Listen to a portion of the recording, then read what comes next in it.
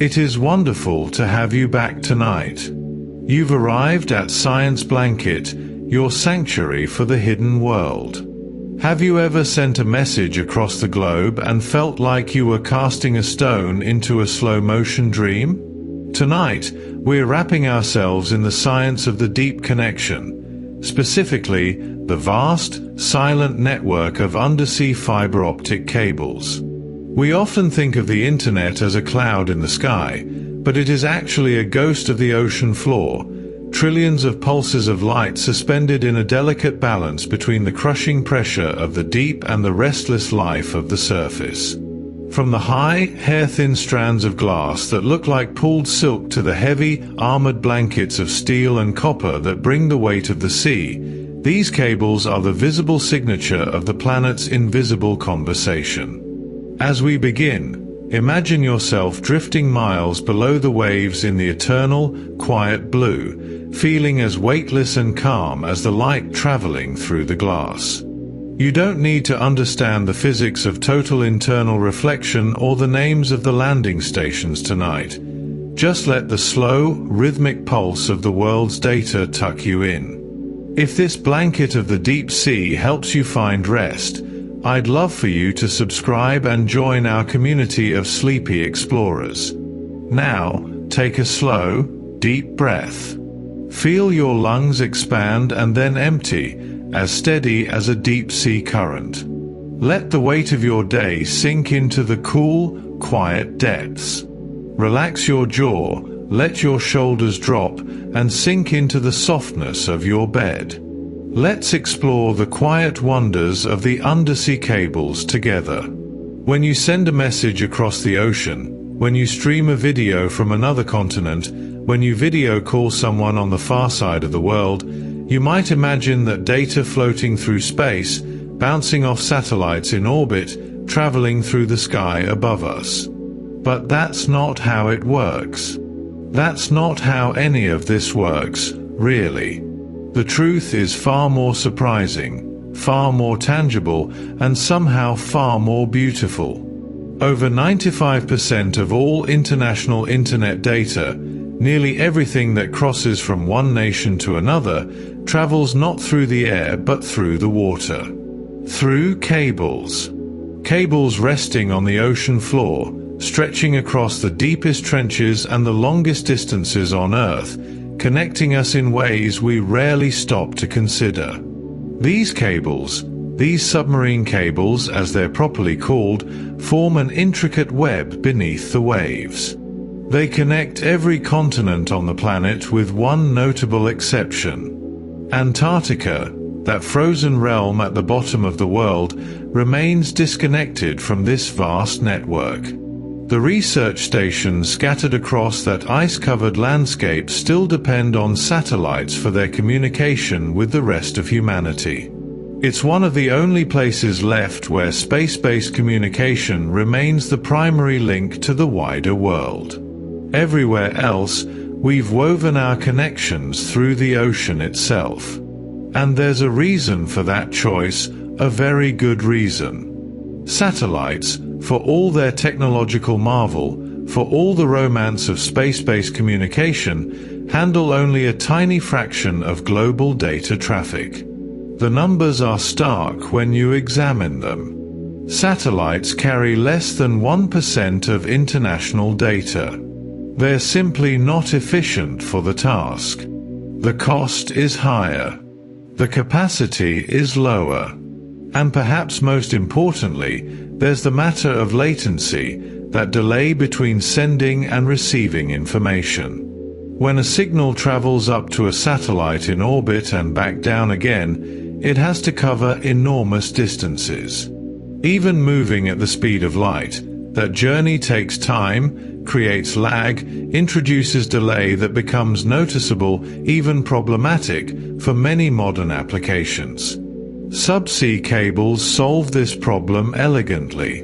They transmit data faster than satellites, several times faster when you account for the actual journey the information takes. A cable stretched along the ocean floor follows a relatively direct path from point to point. Yes, The light travels through glass fiber rather than empty space, which slows it down slightly, but the dramatically shorter distance more than compensates. The result is that your video call, your financial transaction, your simple email, all move across the planet more quickly through underwater cables than they ever could bouncing through space. Inside these cables, the technology is both ancient and cutting edge. Ancient in the sense that we've been laying cables across oceans for more than a century and a half, ever since the first telegraph cables connected continents in the 1800s. Cutting edge because the technology itself has evolved into something quite extraordinary. Modern cables use optical fibers, and these fibers transmit data using light itself. Not electricity flowing through copper wire, but pulses of light racing through strands of incredibly pure glass.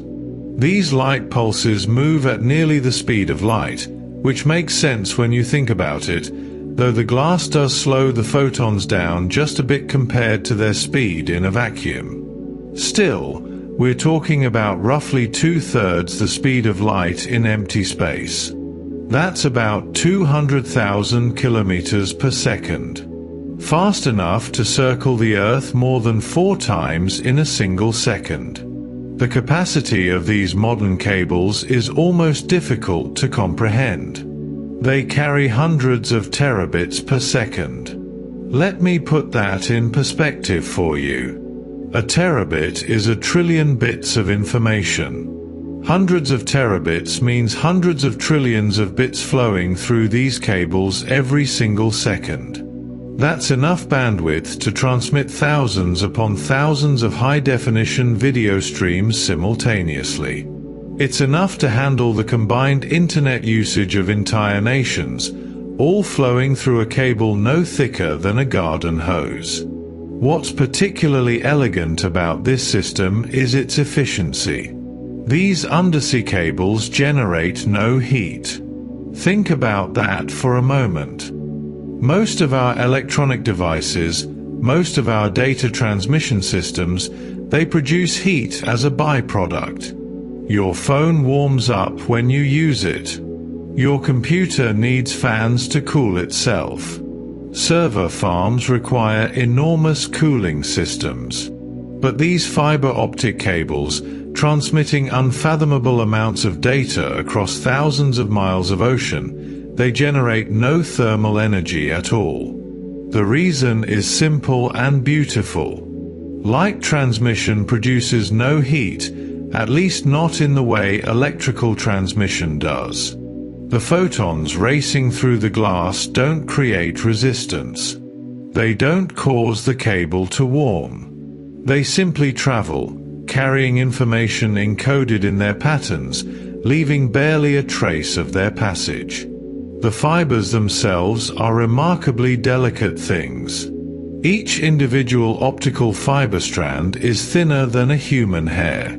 These impossibly thin threads of glass, so fine you could barely see them if you held one up to the light, these fragile strands carry the world's data across oceans. Of course, they're not exposed and vulnerable. They're protected, bundled together, sheathed in layers of protective materials. But at the core of every undersea cable, at the heart of this global communications network, you'll find these hair-thin glass fibers doing the actual work. A typical cable doesn't contain just 1 or 2 of these fibers. Cables typically contain between 4 and 48 fiber pairs. Pairs, because data flows both directions. Each pair consists of 1 fiber for sending information and 1 for receiving it. Some cables use fewer pairs, some use more, depending on the route, the expected traffic, the era in which they were laid. But whether it's 4 pairs or 48, each cable is carrying multiple pathways for data, multiple routes for information to flow, redundancy built into the system. Even more remarkably, each individual fiber isn't limited to carrying just one stream of data.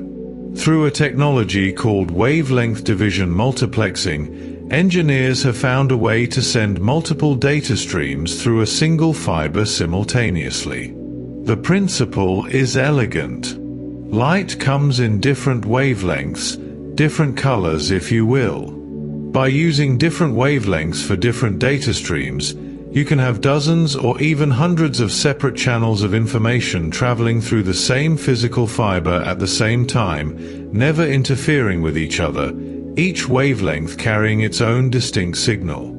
It's like having multiple radio stations broadcasting at different frequencies, except this is happening with light inside a strand of glass thinner than your hair, and it's happening beneath the ocean, and it's carrying a significant fraction of all human communication across the planet. This is how the internet crosses the ocean. Not through satellites or through the air, but through these cables, these undersea pathways, this network of light and glass stretched across the seafloor, connecting us in ways both profound and invisible, always working, always flowing, carrying our words and our images and our data through the deep water between continents. The scale of what we've built beneath the ocean is staggering when you step back and look at the whole picture. The global cable network, all those submarine systems combined, spans over 1.4 million kilometers. 1.4 million. That number is almost too large to grasp in the abstract, so let's make it concrete. That total length is enough to circle the Earth more than 30 times. Imagine wrapping a thread around the planet at the equator, then doing it again, and again, and again, 30 times over. That's how much cable we've laid on the ocean floor. It's a monument to human ambition, to our need to connect, to communicate, to share information across every barrier that geography can throw at us. And this network isn't made up of just a handful of massive cables. There are more than 570 active submarine cable systems worldwide. Each one is its own engineering project, its own route across the seafloor, its own carefully planned path between landing points on distant shores. Some of these systems are old, laid decades ago, still functioning, still carrying traffic. Others are brand new, just recently activated, built with the latest technology, designed to handle the ever-growing demands we place on global communications. Together, they form this vast web, this planetary nervous system made of light and glass. The network is constantly expanding. New cables are being added all the time to meet our insatiable demand for data. And that demand is growing faster than ever before. Streaming services need more bandwidth. Cloud computing requires constant high-speed access to data centers around the world. Video calls have become routine where they were once rare. Social media platforms move images and videos across borders by the billions. And now, artificial intelligence is adding its own massive requirements to the mix. Training AI models, running AI systems, deploying AI services across the globe, all of this requires data, enormous amounts of data, flowing between continents at speeds and volumes that would have seemed impossible just a generation ago. The companies building these new cables aren't always the traditional telecommunications firms that once dominated this space. Increasingly, it's the tech giants themselves who are funding these systems. Google, Meta, Microsoft, these companies have become major investors in undersea cable infrastructure. They've realized that their services, their business models, their entire operations depend on the ability to move data quickly and reliably across oceans. So rather than simply leasing capacity on cables built by others, they're building their own. Sometimes they partner with traditional carriers. Sometimes they go it alone. But either way, A significant portion of new cable systems being laid right now have a tech giant's fingerprints on them, have been designed to meet the specific needs of cloud services, social networks, search engines, all the digital infrastructure we've come to depend on. This investment isn't just about capacity, though capacity certainly matters. It's also about reliability, about redundancy, about making sure that no single failure can disrupt the flow of information. Redundant routes exist between continents specifically to ensure this reliability. If one cable fails, if it's cut by a ship's anchor or damaged by an underwater landslide or severed by any of the various mishaps that can occur on the ocean floor, traffic can be rerouted through other cables. The network is resilient by design. It has to be. Too much depends on it now for any other approach to make sense. Nowhere is this redundancy more visible than in the routes between major economic centers. Multiple parallel cables cross the Atlantic Ocean, for instance. The Atlantic was the site of the very first submarine telegraph cables back in the 19th century, and it remains one of the most heavily cabled bodies of water on Earth. Dozens of systems now span the distance between North America and Europe, each following slightly different paths, each offering different capacities and capabilities, together forming a redundant mesh that ensures continuous communication between two of the world's most interconnected regions. If you could somehow see these cables, see them all at once laid out across the ocean floor, the pattern would be striking. Not a single line but a bundle of lines, a cluster of paths, all parallel, all serving the same essential purpose but each independent, each a backup for the others. The complexity of some individual cable systems is remarkable in its own right. Some cables don't just connect 2 points. They don't simply run from one shore to another. Some cables stretch across more than 30 countries. They have landing points scattered across vast distances, branching to serve different regions, touching coastlines on multiple continents. These are truly international projects, requiring coordination and cooperation among dozens of governments, navigation through countless territorial waters and exclusive economic zones, agreements with coastal communities, environmental assessments, permits and approvals at scale. Building such a system isn't just an engineering challenge. It's a diplomatic one, a legal one, a logistical puzzle of immense proportions. The longest of these systems approach 40,000 kilometers in length. 40,000 kilometers. That's nearly the circumference of the Earth itself. A single cable system, one continuous route with all its branches and segments, stretching a distance equal to going all the way around the planet. These ultra-long cables connect multiple continents, serve dozens of landing points, carry traffic for hundreds of millions of people. They're marvels of engineering, of planning, of execution. Laying such a cable takes years from conception to completion. The ships that lay the cable move slowly, carefully, paying out the fiber-optic line onto the seafloor, following precisely planned routes that avoid obstacles, that account for undersea terrain, that navigate between hazards natural and human-made. But the network isn't only about these massive, record-breaking systems. Even short cables play critical regional roles. Not every connection needs to span an ocean. Some cables link islands to mainlands over relatively modest distances. Some connect neighboring countries across narrow seas. Some serve isolated communities that would otherwise have no high-speed connectivity at all. These shorter cables, these regional links, they're just as important to the people they serve as the great transoceanic cables are to global commerce. They're the last mile, or the last 100 miles, of a global network. They're what makes the system truly worldwide, truly comprehensive, ensuring that even smaller markets, even less central locations, can still participate in the digital economy, can still access the internet at speeds that make modern applications possible. Together, all these cables, from the shortest to the longest, from the oldest to the newest, from the privately funded to the consortium built, they form something unprecedented in human history.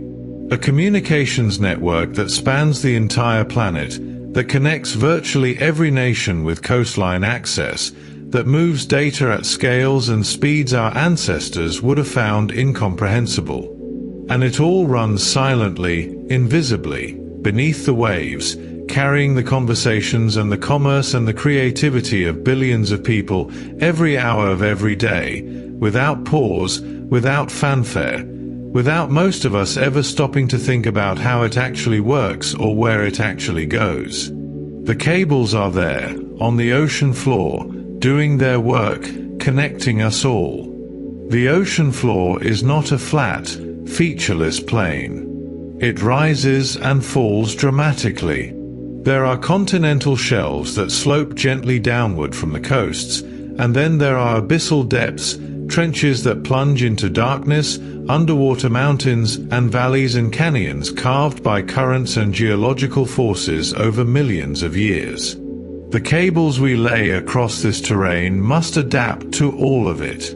They must descend into some of the deepest places on Earth. Cables can reach depths of up to 8,000 meters. 8 kilometers down, in waters where the pressure would crush almost anything, where darkness is absolute, where the environment is as hostile as anywhere on the planet, our cables rest on the sediment, carrying their streams of light and data as reliably as they do in shallow coastal waters. But here's something interesting, something that might seem counterintuitive at first. Deep-sea cables are actually thinner and lighter than shallow water ones. You might expect the opposite. You might think that cables going into the deepest, most extreme environments would need to be the most heavily reinforced, the most robust. But that's not how it works. The engineering logic is different. In the deep ocean, thousands of meters down, there are no ships dropping anchors. There are no fishing trawlers dragging nets across the bottom. There are no underwater construction projects, no human activity at all really. The cables are safe down there, protected by depth itself, by the sheer inaccessibility of those environments. So they can be simpler, lighter, more flexible. They don't need heavy armor because there's nothing down there to damage them. The real danger to submarine cables comes in shallow water, near the coasts where human activity is concentrated. That's where ships anchor. That's where fishing vessels work. That's where underwater construction happens, where dredging takes place, where all the various activities of maritime commerce create hazards for anything lying on the seafloor. So shallow water cables are heavily armored for protection. They're thicker, more robust, designed to withstand impacts and abrasion. Steel armor protects cables from anchors and fishing gear, from the accidental strikes and scrapes that would otherwise sever the delicate optical fibers inside. This armor adds weight, adds bulk, makes the cables more difficult to handle and deploy. But in shallow water, that protection is essential. The majority of cable breaks, when they happen, occur in these coastal zones, in water less than 200 meters deep, precisely because that's where the cables are most vulnerable to external damage. As cables descend from shallow coastal waters into the deep ocean, their design changes. They transition from the heavy armored versions to lighter configurations. Deep ocean cables prioritize flexibility over armor. Flexibility matters when a cable needs to drape across uneven terrain, when it needs to follow the contours of underwater mountains or settle into valleys. A more flexible cable conforms better to the seafloor, creates less stress at bends and curves, lasts longer because it's not fighting against its own rigidity. The lack of armor also makes these deep-sea sections easier to repair if something does go wrong, though thankfully, failures in the deep ocean are rare. Protecting cables near shore requires more than just armor. It requires burial. Cables are buried near shore using underwater plows. These are specialized devices, massive pieces of equipment designed to cut a trench in the seafloor, lay the cable into that trench, and then allow sediment to fall back over it. A buried cable is far safer than one simply resting on the surface. It's protected from anchors, from trawling nets, from most of the threats that exist in shallow water. The plows are pulled along the planned cable route, sometimes towed by the cable-laying ship itself, sometimes operated by support vessels. They cut through sand, mud, even harder substrates, creating a furrow deep enough to accommodate the cable with adequate cover. In some situations, especially in very shallow water close to shore, the work requires more precision than a plow can provide. That's where remotely operated vehicles come in. Remotely operated vehicles, ROVs, assist with shallow water burial in areas where conditions are too complex or too sensitive for plow work. These are essentially underwater robots, controlled from the surface, equipped with cameras and manipulator arms and jetting systems that can excavate sediment. They're used to guide cables around obstacles, to ensure proper depth of burial in critical areas, to work in rocky terrain where a plow would be ineffective. ROVs give human operators eyes and hands on the seafloor, allowing for careful, precise cable placement in environments where precision matters most. The ships that deploy these cables are specialized vessels, purpose-built for this unique work. They're not cargo ships or tankers repurposed for a new role. They're cable ships, designed from the keel up to carry, manage, and lay thousands of kilometers of submarine cable. Cable-laying ships can deploy up to 150 kilometers per day under good conditions. That might not sound particularly fast, but consider what's involved. The ship is moving slowly but continuously, paying out cable from massive storage tanks in its hold, feeding it over the stern through carefully engineered machinery that controls tension and monitors for any problems. The cable is being lowered to the seafloor, which might be 100 meters down or 5,000 meters down. The ship must maintain precise positioning, following the planned route exactly, adjusting for currents and weather. 150 kilometers per day under these conditions is actually quite an achievement. The tension control is critical. Ships use sophisticated tension controls to prevent kinks or breaks in the cable as it's being laid. Too much tension and the cable could snap or suffer internal damage to the delicate optical fibers. Too little tension and the cable won't settle properly on the seafloor, might form loops or tangles, could be susceptible to currents that shift it out of position. The laying machinery constantly monitors and adjusts, maintaining the precise amount of tension needed for the current depth and conditions. It's a delicate balance, one that requires both advanced technology and experienced crews who understand the subtleties of the process. These cable ships are enormous when you see them. They have to be. Cable ships can carry thousands of kilometers of cable on board. The cable is stored in huge circular tanks below deck, coiled carefully to prevent tangling, protected from damage, ready to be deployed. A single ship might set out carrying enough cable to cross an entire ocean.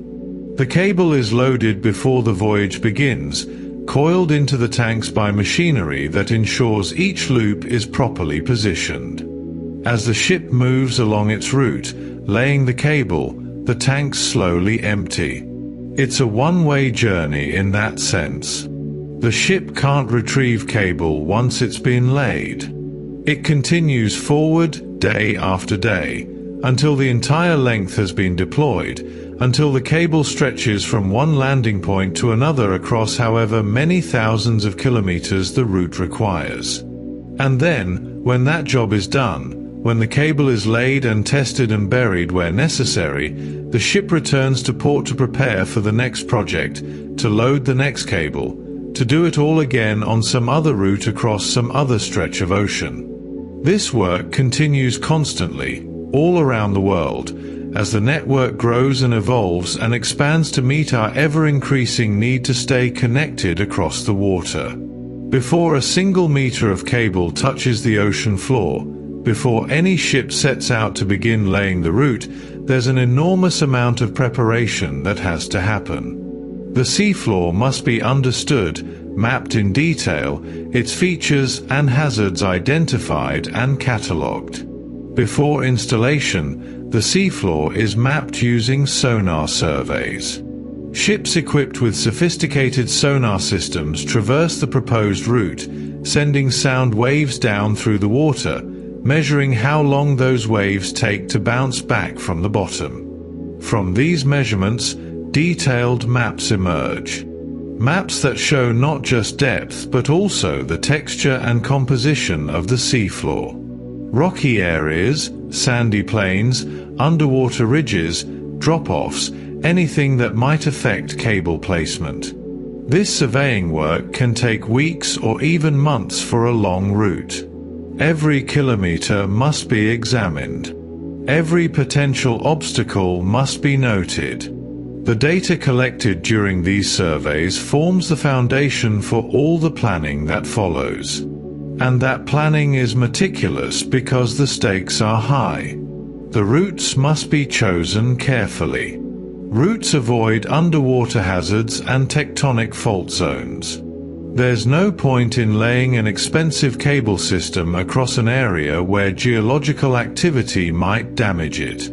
Cables avoid subduction zones where earthquakes are common. These are the places where one tectonic plate is sliding beneath another, where the Earth's crust is most active, where undersea earthquakes regularly occur and can trigger submarine landslides that could bury or break a cable.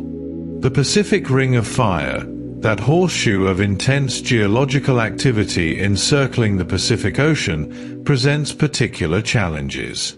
Cables crossing the Pacific must navigate carefully, routing around the most active fault zones, finding paths that minimize risk while still connecting the points that need to be connected. Sometimes this means a cable takes a longer route, adds hundreds of kilometers to avoid a particularly hazardous area. But that extra distance is worth it if it means the cable will last decades instead of being severed by a geological event. The cables themselves aren't always simple point-to-point connections. Modern cable systems are often more sophisticated than that. Branching units allow one cable to serve multiple landing points. A branching unit is essentially an underwater junction box, a device installed along the cable route that splits the path, sends one branch continuing along the main route while another branch diverts to a different destination. These units are remarkable pieces of engineering. They sit on the ocean floor, sometimes in deep water, managing the flow of light and data between different fiber paths, all sealed against the immense pressure and the corrosive effects of seawater. A single cable system might have several branching units, allowing it to serve a dozen different landing points across its route. This makes the system more flexible, more efficient, more useful to a wider range of customers and countries. When a cable finally reaches shore, when it arrives at one of these landing points, it doesn't just plug directly into the internet. There's an interface needed, a translation point between the undersea system and the terrestrial networks that will carry the data onward to its final destinations. Landing stations convert undersea signals to terrestrial networks. These are specialized facilities, often located right on the coast, sometimes in remarkably nondescript buildings that give no hint of the vast streams of data flowing through them. Inside a landing station, the optical signals arriving from the cable are processed, monitored, routed to different terrestrial networks based on their destinations. The landing station is also where power is provided to the cable, where the system is controlled and monitored, where problems are detected and diagnosed. Every cable system has at least 2 landing stations, one at each end, and systems with branching units have more. That mention of power might seem odd at first. Why do optical cables need power?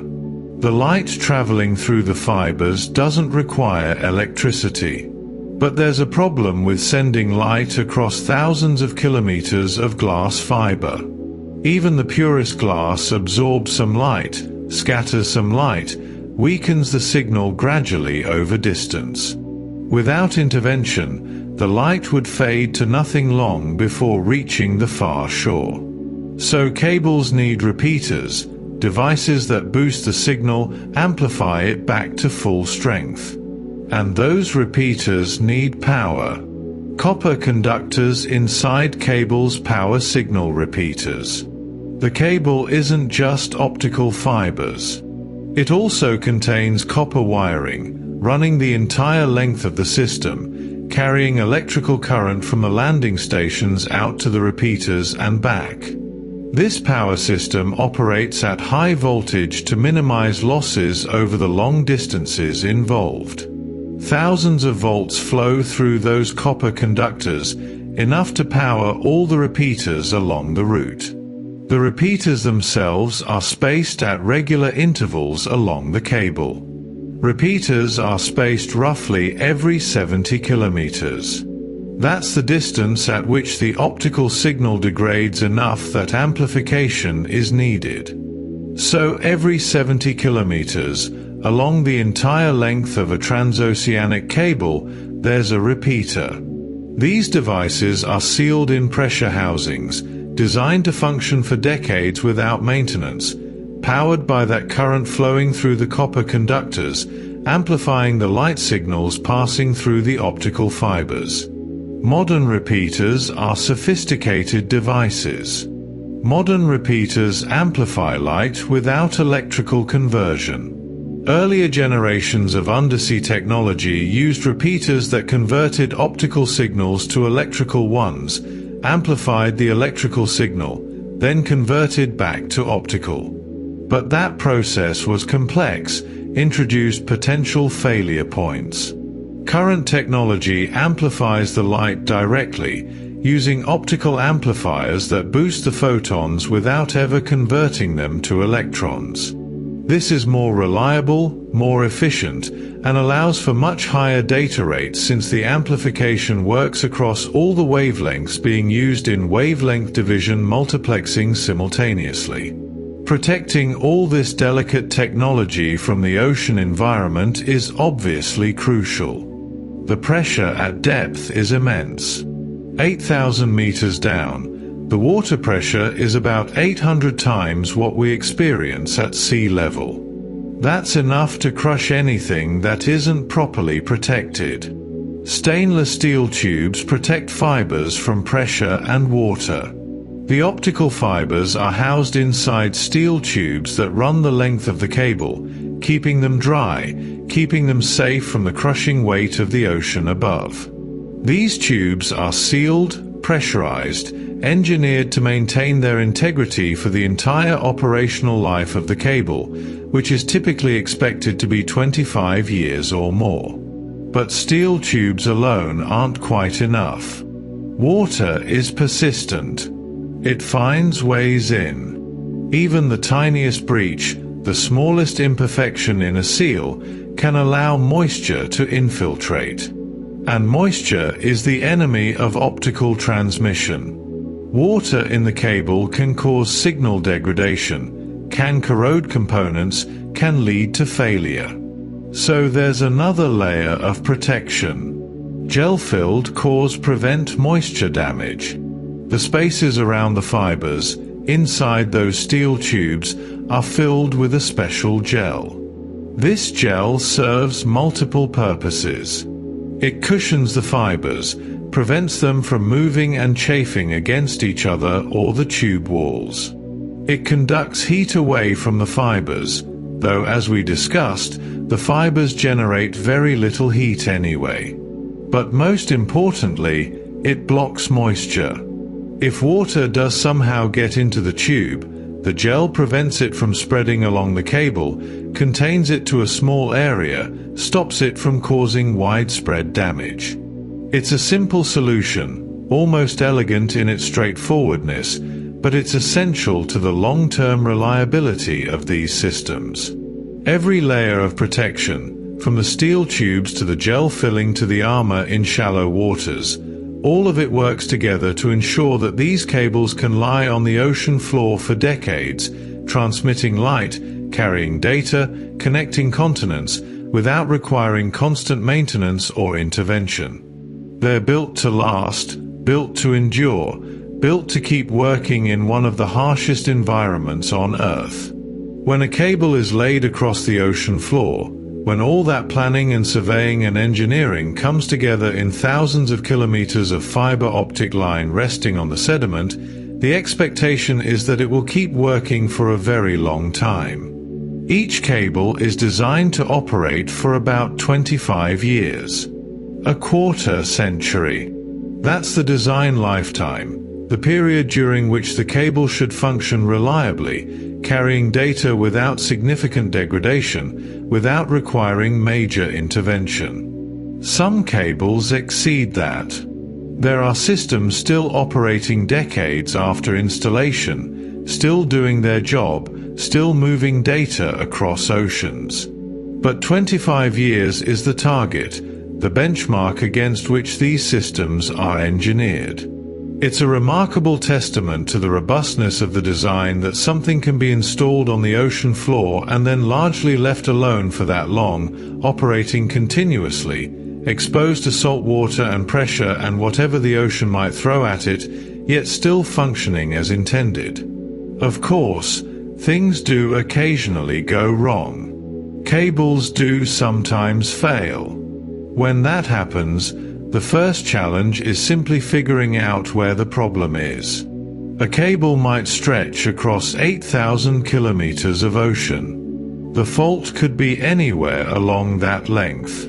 But there's a technology that makes finding the precise location possible. Optical time domain reflectometry locates faults precisely. This technique works by sending pulses of light into the cable and measuring how long it takes for reflections to come back. When light encounters a break or a fault in the fiber, some of that light reflects back toward the source. By measuring the time it takes for that reflection to arrive, and knowing the speed of light in the fiber, technicians can calculate exactly how far away the fault is. The precision is remarkable. They can pinpoint the location to within a few meters along a cable that might be thousands of kilometers long. Once the location is known, repair operations can begin. Repairing a cable on the ocean floor is a complex undertaking. It requires specialized ships, specialized equipment, and considerable skill. Repair ships use grapnels to lift cables from the seafloor. A grapnel is essentially a large hook, a multi-pronged device that's lowered on a cable from the ship. The ship positions itself over the fault location, using the precise coordinates determined by the optical time domain reflectometry. The grapnel is lowered, often from depths of several kilometers, and dragged along the bottom until it snags the cable. Then the cable is hauled up to the surface. This process can take hours, even days, depending on the depth and conditions. The cable is heavy, and lifting it from great depths requires patience and careful control. But eventually, the damaged section breaks the surface alongside the repair ship. Once the cable is on deck, the actual repair work can proceed. The damaged section is identified, cut out, removed. Fresh cable must be spliced in to replace the damaged portion. The fibers themselves are incredibly delicate, but the technique for joining them is well established. Damaged fibers are restored using fusion splicing. Fusion splicing is a process where the ends of two optical fibers are carefully aligned, then fused together using an electric arc or a laser. The heat melts the glass at both ends, and they're joined in a continuous strand with almost no loss of optical properties. It's a precise operation, requiring specialized equipment and trained technicians, but when done correctly, the splice is nearly as good as the original fiber. Repairs typically result in almost no signal loss. The joined fiber transmits light just as effectively as it did before the break. The splice point is then protected, sealed, and the cable section is reassembled with all its layers of protection before being lowered back to the seafloor. These repairs, while individually uncommon for any given cable, happen regularly across the global network as a whole. About 100 to 150 cable faults occur each year worldwide. That might sound like a lot, but remember there are more than 570 cable systems operating around the planet, collectively spanning over 1 million kilometers. In that context, 150 faults per year is actually quite rare. Most cables go years, even decades, without incident. But the sheer scale of the network means that somewhere, someone is almost always repairing something. The causes of these faults follow clear patterns. Most breaks are caused by anchors or fishing activity. A ship drops anchor in shallow water, and that anchor drags across the bottom as the ship swings with the current. If a cable is there, even a buried cable, if the anchor is heavy enough and digs deep enough, it can be snagged and damaged. Fishing trawlers dragging nets across the seafloor can catch cables in their gear. These are accidental events, not malicious, just the unfortunate intersection of maritime activity and undersea infrastructure. This is why shallow water is where cables are most heavily armored and why burial is so important in coastal zones. But armor and burial can only do so much when a multi-ton anchor drags across them. Natural events also cause cable damage, though less frequently. Earthquakes and landslides cause fewer but severe failures. When an undersea earthquake triggers a submarine landslide, when tons of sediment and rocks suddenly shift and flow down a slope, any cable in the path can be buried, stretched, snapped. These failures tend to be more dramatic, sometimes affecting multiple cables that happen to run through the same region. The repair can be more complex because the seafloor itself has changed, because the environment where the cable was originally laid no longer exists in quite the same form. But these geological events are relatively rare, at least compared to the constant activity of ships and fishing vessels in coastal waters. To reduce the risk from human activity, authorities establish protected areas around cables. Cable protection zones restrict anchoring and fishing. These are mapped areas, often marked on nautical charts, where captains are informed that undersea cables are present and that anchoring or bottom trawling should be avoided. The zones aren't absolute prohibitions in most cases. Emergency anchoring is still permitted when necessary for safety. But they do provide a measure of legal protection, a framework for holding negligent parties accountable if damage does occur. More importantly, they raise awareness among mariners that cables are present, encouraging more careful navigation and more thoughtful decisions about where to drop anchor or deploy fishing gear. Interestingly, these protection zones sometimes have unexpected benefits beyond just protecting the cables themselves. These zones can unintentionally create marine sanctuaries. When a large area of seafloor is off-limits to bottom trawling, when fishing activity is restricted or prohibited, that area becomes a refuge for marine life. Fish populations can recover. Bottom-dwelling organisms, the kind that are destroyed by trawling, can establish themselves and thrive. The seafloor ecosystem can return to something closer to its natural state. It's not the primary purpose of the cable protection zones, but it's a welcome side effect. In some regions, these cable corridors have become de facto marine protected areas, preserving biodiversity and ecosystem health simply because they happen to be places where certain destructive activities are discouraged. The cables, in their own way, are protecting more than just data flows. They're protecting portions of the ocean itself, creating quiet zones on the seafloor where life can exist without constant human interference. It's an unexpected connection, a reminder that our infrastructure exists within natural systems, and sometimes, if we're thoughtful about how we design and protect it, that infrastructure can coexist with nature in ways that benefit both. The story of undersea cables doesn't begin with the internet or even with computers. It reaches back much further, to an earlier era of communication technology, to the age of the telegraph. The first submarine telegraph cable attempts began in the mid-1800s.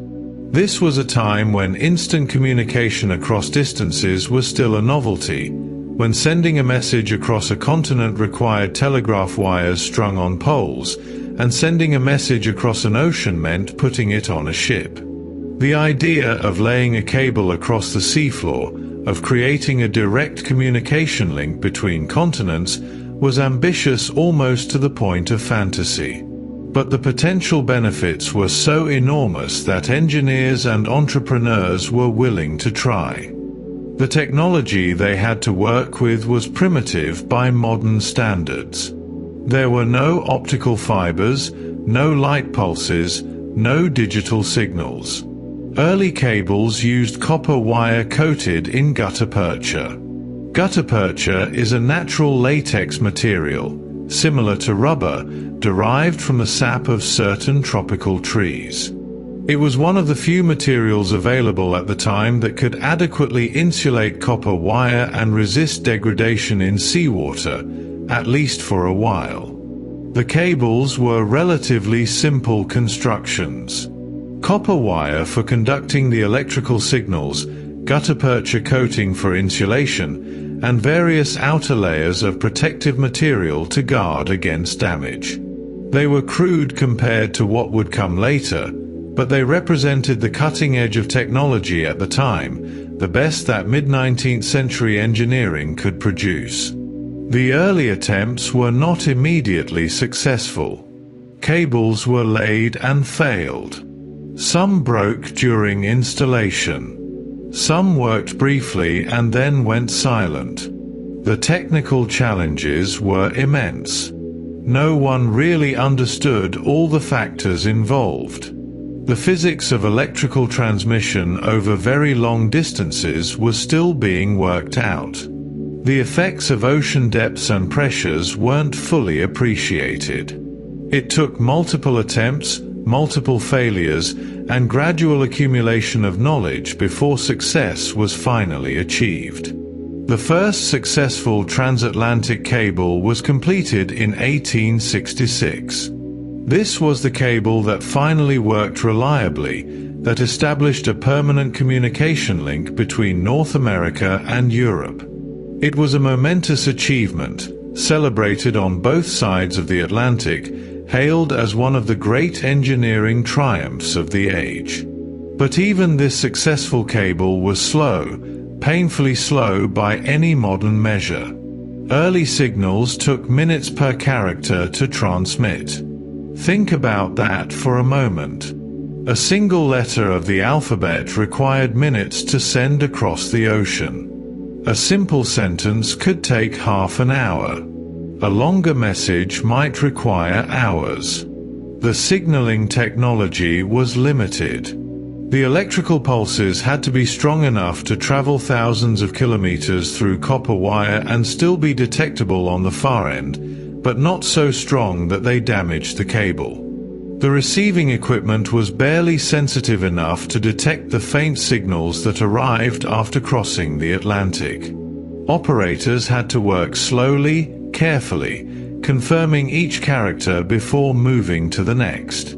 Yet despite this agonizing slowness, the cable was revolutionary.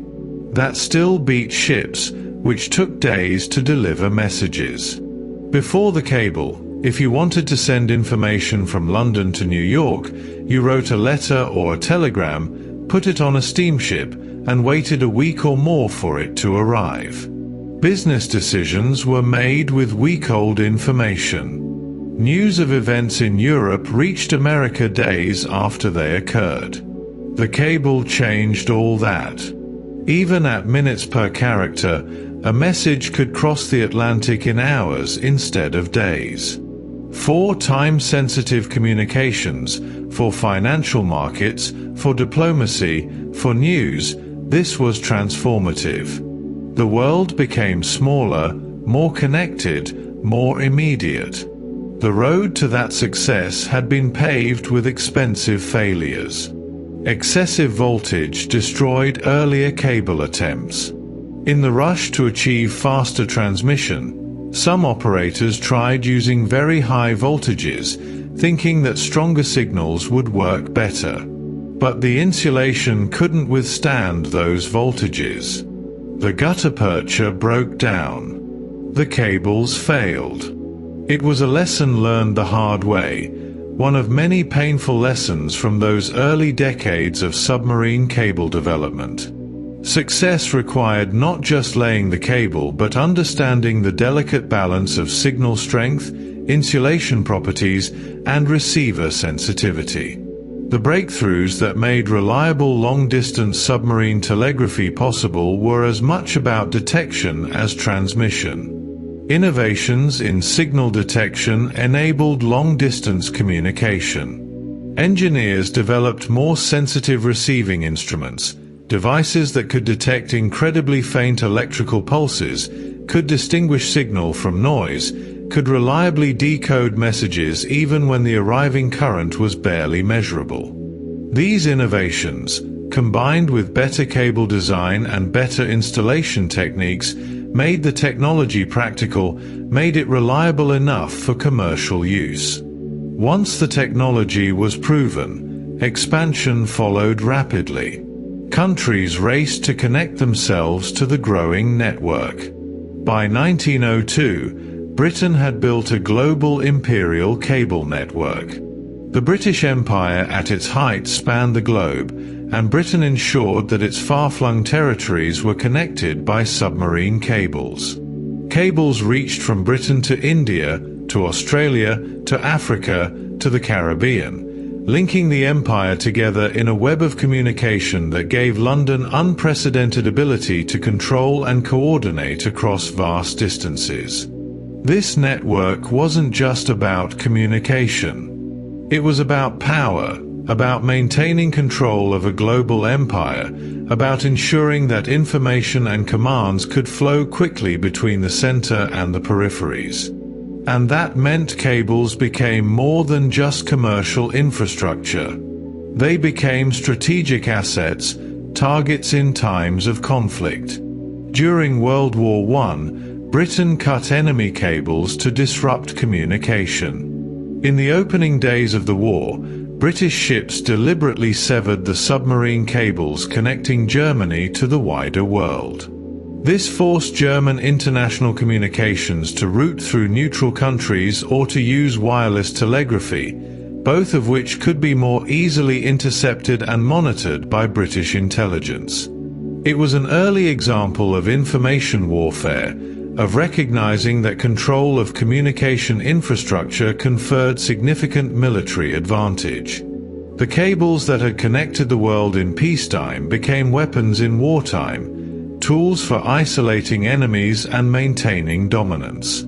From that point forward, submarine cables were understood as strategic infrastructure, as assets that nations needed to protect and control. They weren't just about commerce anymore, though commerce remained important. They were about national security, about maintaining independence in communications, about ensuring that a country couldn't be cut off from the world at a moment's notice by someone else cutting a cable. This strategic dimension has never gone away.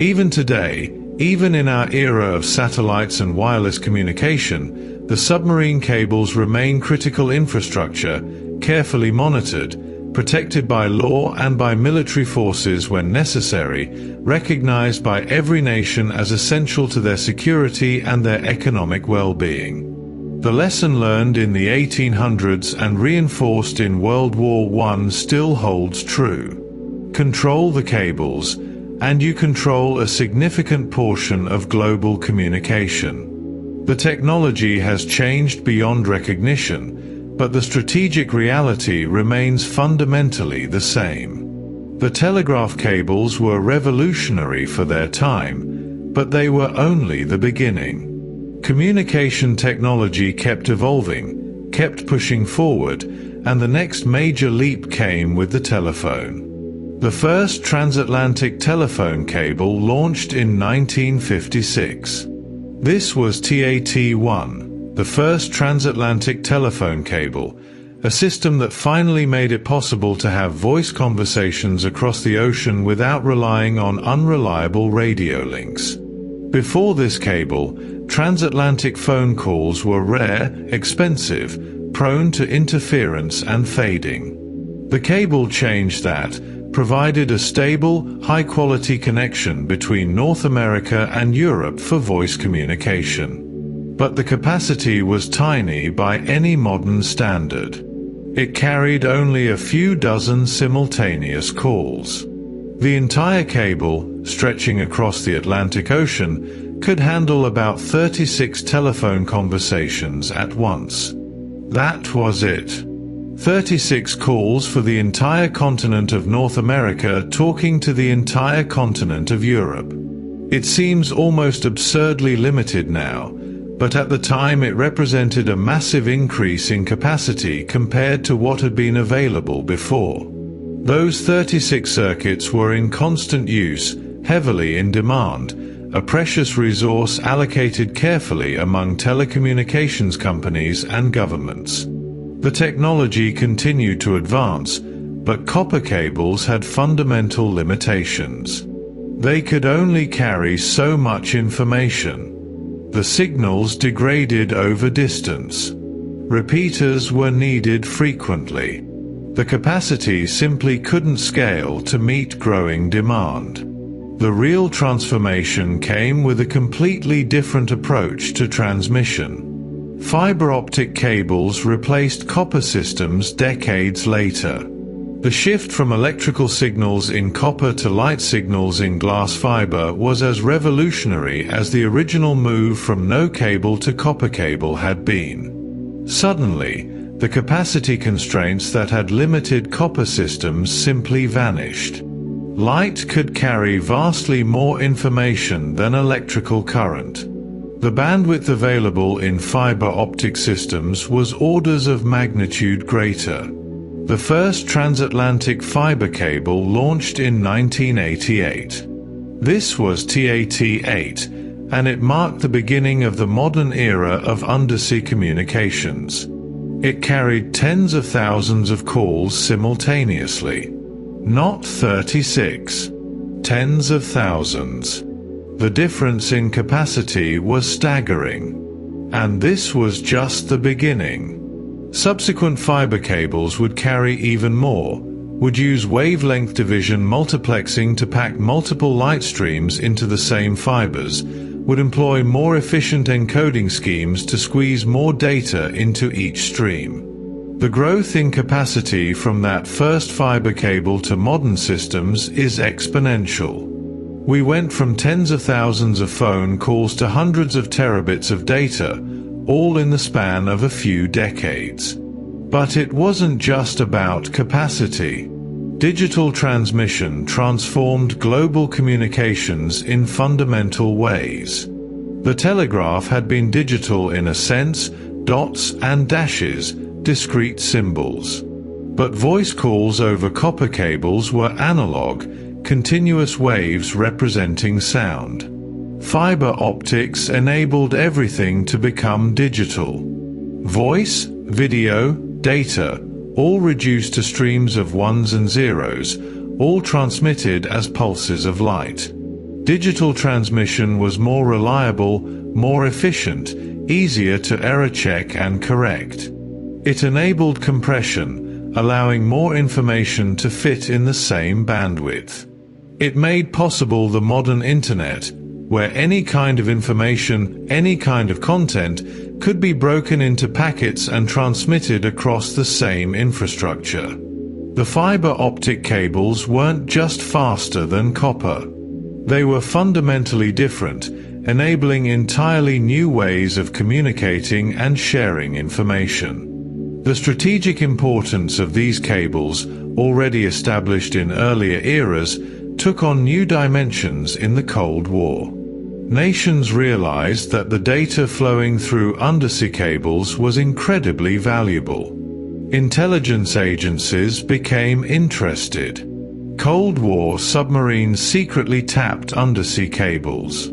This was dangerous, difficult work, requiring submarines to locate cables on the ocean floor, often in deep water, and install listening devices that could intercept the signals without being detected. The most famous example was Operation Ivy Bells, where American submarines tapped Soviet undersea communication cables in the Sea of Okhotsk.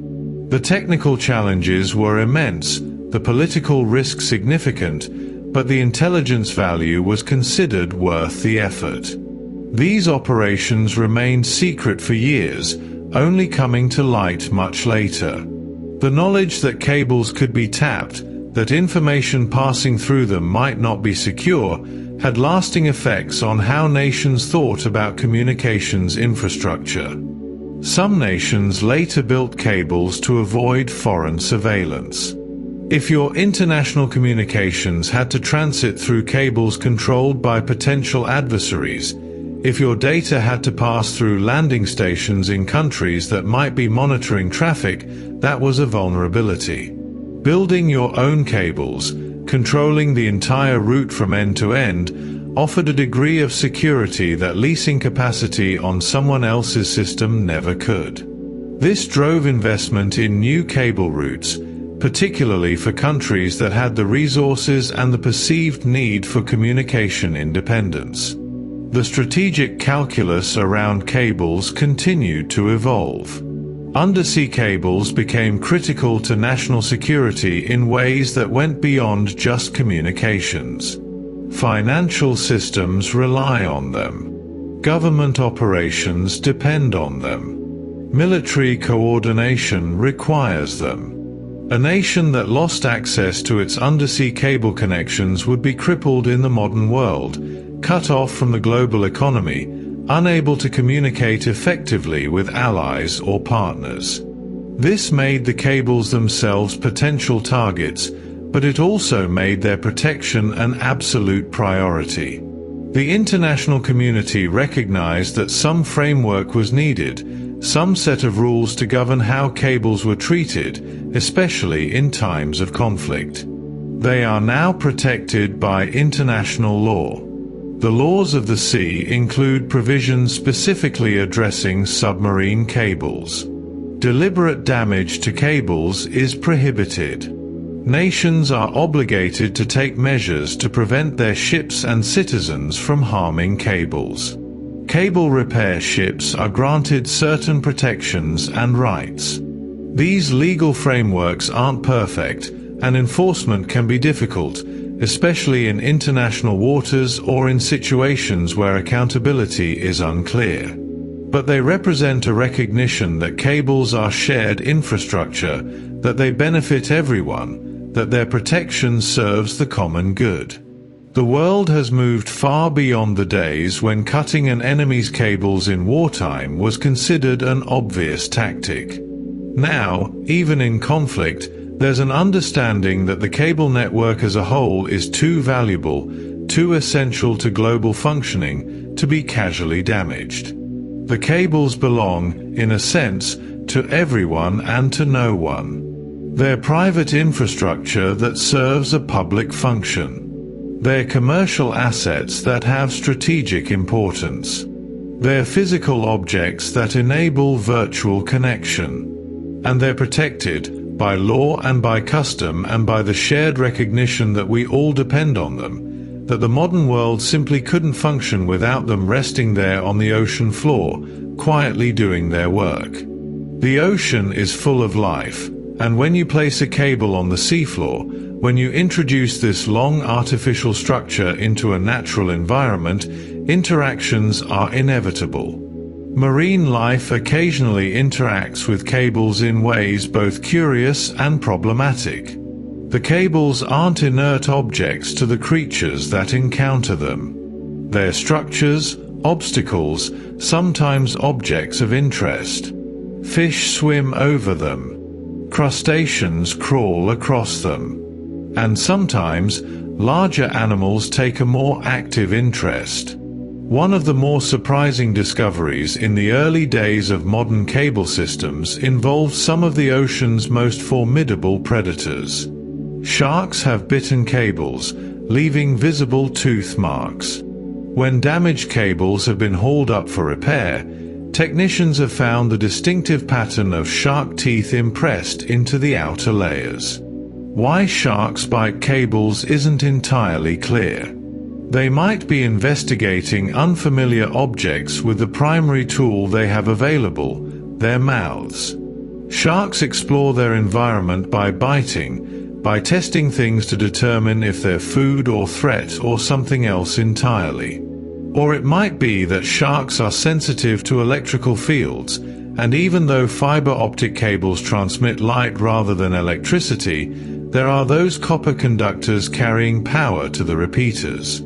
Perhaps sharks detect those electrical currents and bite at what they perceive as a living creature. Whatever the reason, shark bites on cables were a real phenomenon, one that cable designers had to take seriously. The solution was additional protection. Protective coatings reduced animal-related damage.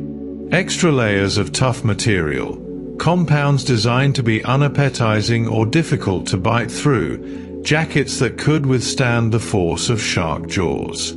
These modifications worked. Modern cables are far more resistant to shark bites than earlier generations were. The problem hasn't been eliminated entirely, but it's been reduced to the point where it's no longer a significant concern for most cable systems. Sharks still encounter cables, still occasionally bite them, but the cables are now robust enough that these interactions rarely cause failures. Sharks weren't the only marine creatures that posed challenges. Whale entanglements were more common in early cable designs. Whales, particularly species that feed or swim near the seafloor, could become tangled in cables that weren't properly secured or that had developed slack sections rising above the bottom.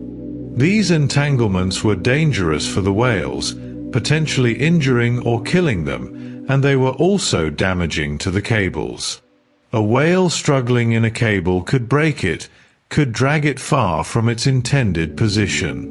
Modern installation practices, better cable design, ensuring cables lie flat and secure on the seafloor, have largely eliminated this problem. Whale entanglements in submarine cables are now extremely rare. The broader concern about ecological impact has driven ongoing improvements in cable materials and design. Modern materials minimize ecological impact.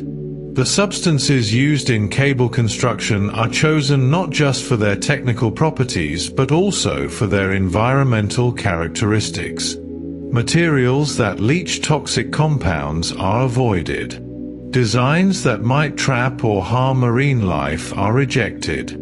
The goal is for the cable to be as inert as possible, to exist on the seafloor without causing harm to the surrounding ecosystem. This is partly about environmental responsibility and partly about practical considerations. A cable that harms the local environment might face regulatory opposition, might generate controversy that makes future projects more difficult. It's in everyone's interest for cables to coexist peacefully with marine life. History provides cautionary examples of what can go wrong when materials aren't chosen carefully. Shipworms once destroyed early insulation materials. Shipworms aren't actually worms. They're a type of saltwater clam that burrows into wood and, as it turned out, into some early cable insulation materials as well. Gutta-percha, that natural latex used in the earliest cables, was vulnerable to shipworm damage in certain conditions. The creatures would bore into the cable coating, compromising the insulation, leading to failures. This was one of many hard lessons learned in the early decades of submarine cable development. Modern synthetic materials don't have this vulnerability. Shipworms can't digest or penetrate them. But the historical example serves as a reminder that biological factors must be considered in cable design. Even cables made from materials that marine organisms can't consume or penetrate still face biological challenges. Objects sitting in seawater tend to accumulate growth. Algae, barnacles, various marine organisms will attach themselves to any surface and colonize it. This process, called biofouling, can be problematic in some contexts, adding weight and drag to structures, interfering with mechanical components. For cables, the concern is that accumulated growth could add weight that changes how the cable rests on the seafloor or could interfere with repair operations by making cables harder to handle.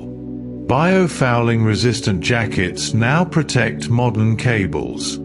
These outer layers are formulated to discourage the attachment and growth of marine organisms, to keep the cable surface relatively clean even after years on the seafloor. There's an interesting question that sometimes arises about whether the cables themselves might affect marine life through electromagnetic radiation. After all, there's electrical current flowing through those copper conductors.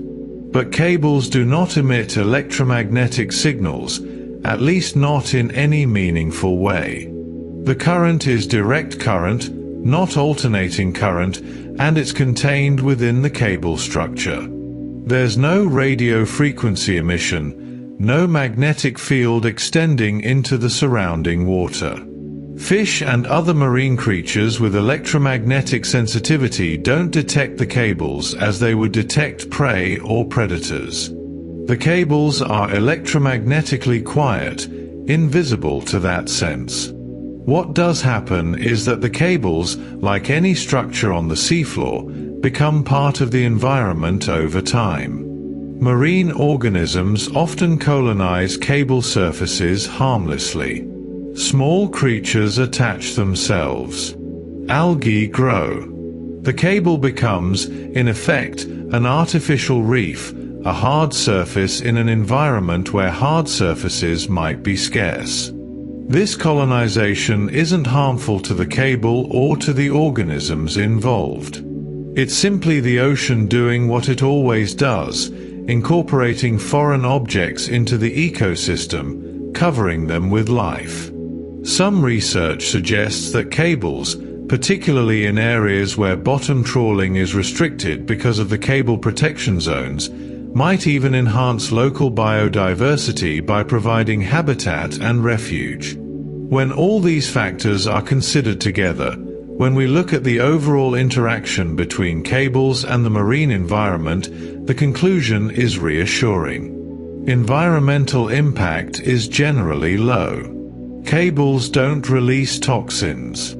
They don't create persistent pollution. They don't substantially disrupt seafloor habitats, especially compared to activities like bottom trawling, which physically devastates everything in its path. They don't generate noise or heat or light that would disturb marine life. They simply sit there, carrying their streams of data, gradually becoming part of the seafloor landscape, accumulating a thin coating of biological growth, coexisting with the creatures around them. The ocean is vast, and our network of cables, for all its impressiveness, for all its length and complexity, occupies only a tiny fraction of the seafloor. The impact is localized, manageable, and far less severe than many other human activities in the marine environment. We can connect the world with cables while still protecting the ocean, still preserving the ecosystems we're laying those cables through. It's a balance, one that requires ongoing attention and care, but it's a balance we've learned how to maintain. Geography shapes the cable network in profound ways. Not every coastline is equal. Some locations, because of where they sit, because of the connections they enable, have become essential nodes in the global system. Certain regions are cable landing hubs, places where multiple systems come ashore, where traffic from many different routes converges. These hubs develop for various reasons. Sometimes it's geography, a natural stopping point along common routes. Sometimes it's economics, existing telecommunications infrastructure that makes a location attractive for new cables. Sometimes it's politics, stable regulatory environments that encourage investment. Whatever the specific reasons, the result is that a handful of locations around the world have become disproportionately important to global connectivity. Within these hub regions, particular cities stand out. Some cities host multiple international landing points. Singapore is one example, sitting at the crossroads of routes between East Asia, South Asia, and Australia. Multiple cables land there, making it one of the most connected places on Earth. The same is true for places like Mumbai, or Sydney, or Miami, or Lisbon. These cities have become digital gateways, places where vast amounts of international data flow in and out, where landing stations cluster along the coast, where the global internet physically touches shore in multiple places simultaneously. For these cities, the cables are economic assets, sources of employment and expertise, foundations for becoming regional technology centers. But not all routes are created equal. Some stretches of ocean are more challenging than others, more prone to problems. The Red Sea is a high-risk corridor for cable damage. It's a narrow body of water, heavily trafficked by ships, with complex politics along its shores. Cables crossing the Red Sea face higher than average risk of damage from anchoring, from fishing, from all the hazards that come with heavy maritime traffic in a confined space. Multiple cables through the Red Sea have been cut over the years, sometimes severing connectivity between Europe and Asia, forcing traffic to reroute through other paths. It's a choke point, a vulnerable link in the global network, one that cable operators and network planners worry about and try to work around by ensuring alternative routes exist. Natural disasters present their own category of risk.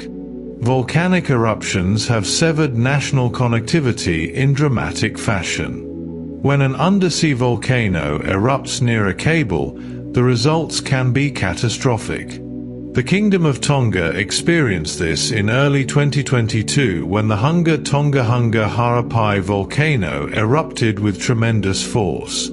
The eruption severed Tonga's submarine cable, cutting the island nation off from the rest of the world's internet. It took weeks to repair.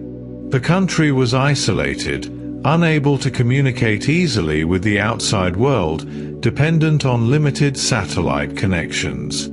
It was a stark demonstration of vulnerability, of what happens when a nation's connectivity depends on a single fragile link. That vulnerability is shared by many island nations and remote communities. Island nations depend heavily on single cable links. If you're a small island country in the Pacific, you might have only one cable connecting you to the wider world. If that cable breaks, if it's damaged by a natural event or human activity, you're cut off. There's no backup, no alternative path for your data to take. Everything stops until the cable is repaired. This is a precarious situation, one that leaves these nations exposed to disruptions that could last days or weeks. The solution, when resources allow, is redundancy. Redundancy greatly improves resilience. Having two cables instead of one, having diverse routes that take different paths across the seafloor, this transforms a nation's connectivity from fragile to robust. If one cable fails, traffic shifts to the other. There might be reduced capacity, things might slow down, but connectivity is maintained. For larger countries with multiple landing points and multiple cable systems, redundancy is built into the network. For smaller nations, achieving redundancy is more difficult, more expensive, but increasingly recognized as essential. International organizations, development banks, and private companies are working to improve redundancy for vulnerable nations, to ensure that no country's connection to the global internet depends on a single cable lying on the ocean floor. The geography of cable routes is evolving in response to changing conditions on the planet. Arctic routes are emerging as ice melts. The Arctic Ocean has historically been largely free of submarine cables. The ice made installation and maintenance too difficult, the harsh conditions too extreme. But as climate change reduces Arctic ice cover, as the region becomes more navigable for longer parts of the year, cable routes through Arctic waters are becoming feasible. These routes would be shorter than existing paths between Europe and Asia, reducing latency, offering new connectivity options. Several projects are in planning or early development stages. The environmental and political challenges remain significant, but the technical barriers are falling. The expansion of the cable network isn't just about new routes between established hubs. There's a growing recognition that large parts of the world remain underserved. New cables target underserved regions, places that have limited connectivity, where internet access is expensive or unreliable, where economic development is hampered by lack of digital infrastructure. Africa is receiving some of the world's largest new systems. Multiple new cables are being built to connect African nations to each other and to the rest of the world. These aren't small projects. Some of these cables are among the highest capacity systems ever built, designed to serve entire regions, to provide bandwidth that can support economic growth and digital transformation across the continent. The investment flowing into African submarine cable infrastructure right now is unprecedented, driven by recognition that Africa's digital future depends on these connections, that the continent's growing population and economies need better links to global networks. This expansion reaches even the most remote communities. Remote communities benefit from single landing stations in ways that transform their connection to the wider world. A village on a remote island, previously dependent on expensive and limited satellite service, suddenly gains access to high-speed fiber-optic connectivity when a cable lands nearby. The impact can be profound. Education improves when students can access online resources. Healthcare benefits from telemedicine connections. Businesses can operate in ways that were previously impossible. Local culture and language can be shared with the world. A single landing station, one point where a cable comes ashore and connects to local networks, can change the trajectory of an entire community. It's not a silver bullet.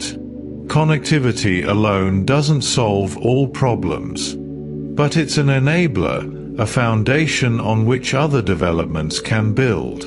And as the cable network continues to expand, as more and more remote locations gain access to these undersea links, the world becomes more connected, more integrated, more accessible to everyone, no matter where they happen to live. The ocean floor, that vast frontier we can barely see, is being crisscrossed with cables that are bringing the most isolated places into connection with everywhere else, one landing station at a time, one new cable system at a time, slowly but steadily linking the entire planet together. The network we have today is remarkable, but it's not finished. It's never finished. The cables we're laying now will be joined by even more advanced systems in the years to come. Future cables continue to increase capacity at a pace that would have seemed impossible just a generation ago. Each new generation of cable technology pushes the boundaries further, carries more data, serves more users, enables more applications. The growth isn't slowing down. If anything, it's accelerating as new technologies emerge and as our appetite for data continues to expand. One of the ways engineers are achieving these capacity increases is by changing how fibers are arranged within the cable. Space division multiplexing adds more fibers without thicker cables. Traditional approaches to increasing capacity focused on getting more data through each individual fiber, using more wavelengths, more sophisticated encoding. But there's another approach. Add more fibers. The challenge is doing that without making the cable impractically thick and heavy. Space division multiplexing techniques, including bundles of multiple fiber cores within what looks like a single fiber, allow many more data paths in the same physical space.